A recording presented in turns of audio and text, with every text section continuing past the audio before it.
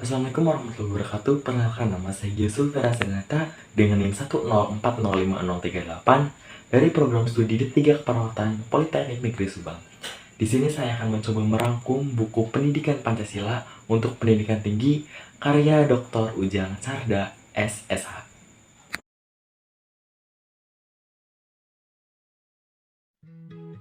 Bab 1.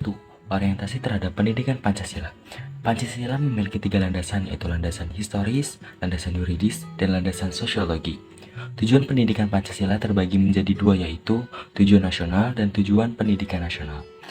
Ada pula rumusan Pancasila terbagi menjadi 3, yaitu rumusan Pancasila secara etnologis, rumusan Pancasila secara terminologis, dan rumusan Pancasila secara teoris. Bab 2. Memahami sejarah Pancasila sebagai lambang negara Indonesia. Setelah Perang Kemerdekaan Indonesia pada tahun 45-49, disusul pengakuan kedaulatan Indonesia oleh Belanda melalui Konferensi Meja Bundar pada tahun 49, dirasakan perlunya Indonesia untuk memiliki lambang negara.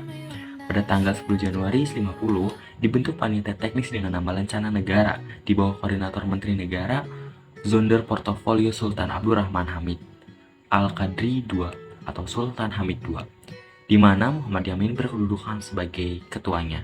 Susunan panitia ini bertugas untuk menyelidiki dan menyeleksi usulan rancangan lambang negara untuk dipilih dan diajukan kepada pemerintah saat itu.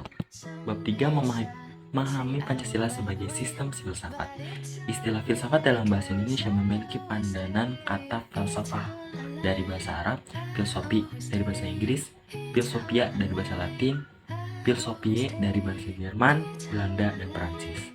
Muhammad Yamin menjelaskan dan membandingkan Pancasila dengan teori dialektikal Hadel. Kemudian Sudirman menegaskan bahwa Pancasila sebagai filsafat bangsa Indonesia berdasarkan ucapan Soekarno yang menguatkan bahwa Pancasila adalah jiwa bangsa Indonesia.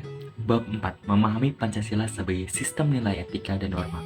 Nilai atau value termasuk bidang kajian filsafat. Nilai hakikatnya adalah sifat atau kualitas yang melekat pada suatu objek.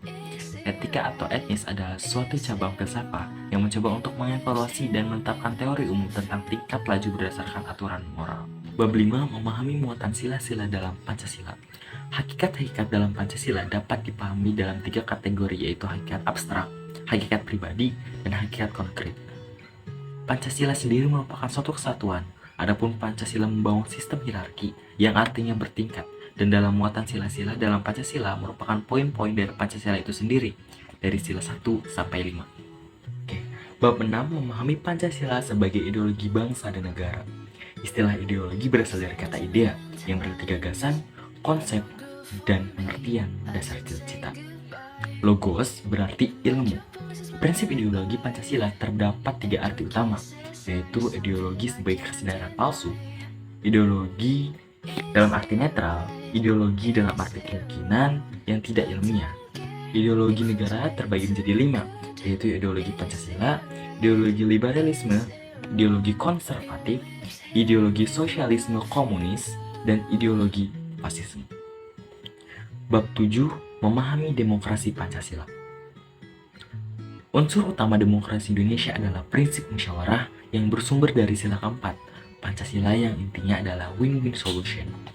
Perkembangan demokrasi di Indonesia dibagi menjadi 4, yaitu periode 45-59 disebut masa demokrasi parlementer, periode 59-65 disebut masa demokrasi terpimpin, periode 66-98 disebut masa demokrasi Pancasila era Orde Baru, periode 99 sampai sekarang disebut masa demokrasi Pancasila era reformasi. Bab 8. Memahami hak dan kewajiban asasi manusia dalam Pancasila. Menurut Daji Darmoharjo, mengemukakan bahwa hak-hak asasi manusia dapat dibagi 6. Pertama, hak asasi perihal atau personal right. Kedua, hak asasi ekonomi atau property rights.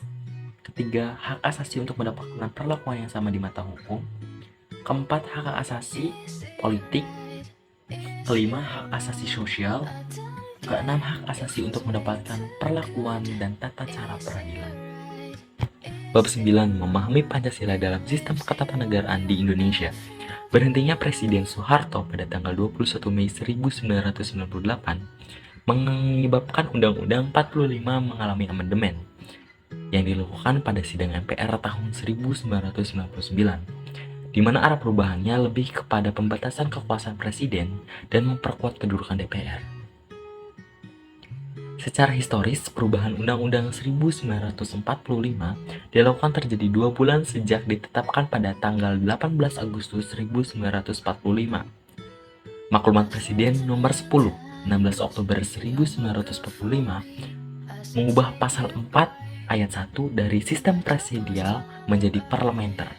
Bab 10 refleksi Pancasila sebagai paradigma reformasi dalam kehidupan bermasyarakat, berbangsa, dan bernegara. Menurut Oxford English Dictionary, paradigma adalah pola, akan tetapi dalam komunitas ilmiah dipandang lebih kontekstual. Nilai reformasi harus tetap diletakkan dalam kerangka Pancasila agar tetap hidup. Setelah peristiwa 21 Mei 1998, saat runtuhnya kekuasaan Orde Baru, salah satu subsistem yang mengalami kerusakan parah adalah bidang hukum. Secara etimologis, reformasi berasal dari kata reformation, dengan akar kata reform yang artinya make or become better by removing or put the right what is bad or wrong.